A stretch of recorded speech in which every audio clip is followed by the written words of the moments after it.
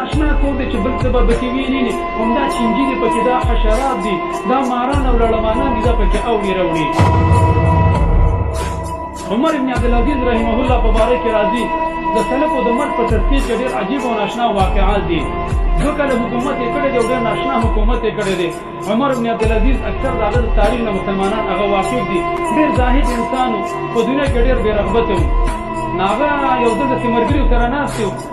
په شورا کې نو دې ملګرو کې یو تن ته ویلې وقال لرجل في جلسائه په دې ملګرو کې یو تن ته ویلې یا فلان واني قد ارقت الليله متفکرا ویل ما خو بېګا ټوله شپه په یو سوچ کې تېره کړې په ویښه مې تېره کړې یو غم راته لګېدلی و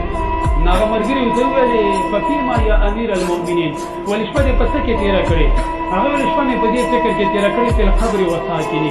هلکه دا قبر په دې کې چې دا مړی دا به څنګه حالت وي بیا خپل ملګري ته وویلې فلو ان رأيت الميت بعد ثالثة في القبر لاستوحشت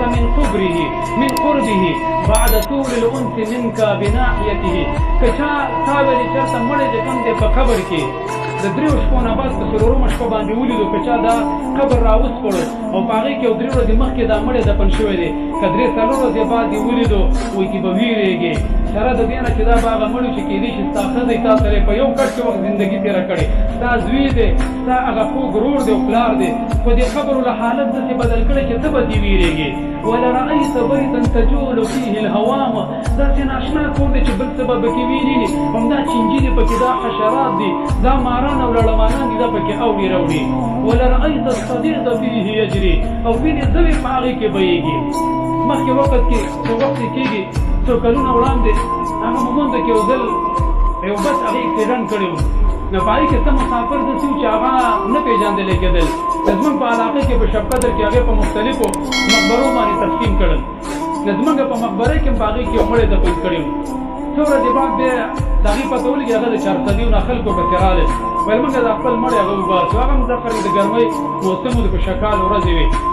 نو هغې که خلکو ته وویلې چې مې وباسو او دوی موږ یې وباسو تقریبا 11-12 ورځې شوې وې تاسو یقین وکړئ چې کله قبر راسپړو داسې تیز بوی کوو چې د انسان د هغې تصور نه شي کولی انسان دی ولټی وړوتلی د هغې وجه دا چې دا ډېر خوراکونه یې کړي دا لامده او دا وریجې او دا پولاونه او دا کوټ او قسما قسم مشروبات لکه په ډېران باندې چې پلاستیک ور واچوي دمې ترې راکاږي څومره تیز بوی کوي داسې رنګې دا خو دا روح دی دا بدن یې صفا ساتلی داسې تازه دی دا چې ته لرې چې دا دننه بیا ټول ډېران دی هغه ټول خوراکونه هېڅ د هغې هغه خپل بدبوی هغه شروع کړي او داسې حالت کې بالکل هغه ښکاره کېدو چې دا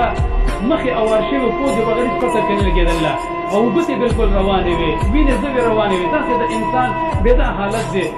نو عمر بن عبدالعزیز ویلې که ته دا قبر وینې نو ته به پکې وینې چې دا بالکل د چینجو کور دی او دغه رنګې وینې ځوې پکې دي او بیا ویلې وتحترق الدیدان چینجه پکې اوړي راوړي ومع تغیر الرائحه بوی چې کوم د هغې بدل شوی سره د دې نه چې دا هغه انسان چې مزېدارې کپړې به اچولې په ځوانۍ باندې به مستي کوله یو څو ورځې زندګي ورته ملا شو په هغې باندې څومره مغرور و څومره ډاډه و الله سبحانه وتعالی زموږ عزتمند کوم حالت ته ورسو د دې وجې نه چې موږ او تاسو د زندګۍ په دې خړ خړ ژوند باندې په دې چندروزه زندګۍ باندې دوکه نه شو زموږ عزتمندو آخرت ته ټیم ورکوئ خپل هر صلاحیت په آخرت باندې خرڅ کړئ ځواني د دې دنیا نه موږ څه جوړ کړ څومره چې کوم د خپلې ځوانۍ هم پکې پناه کړئ دا ویښته هم پکې سپین کړ او زموږ نه مخکې مشران زموږ عزتمنده په دې دوکانونو کې وو موږ او تاسو خپلو پلرونو نیکونو مشرانو ته وګورو د دې مارکېټ مالک چې کوم دی 10 کاله مخکې بل څوک و اوس بل څوک دی راتلونکي 5 کاله 4 کاله کې 10 کاله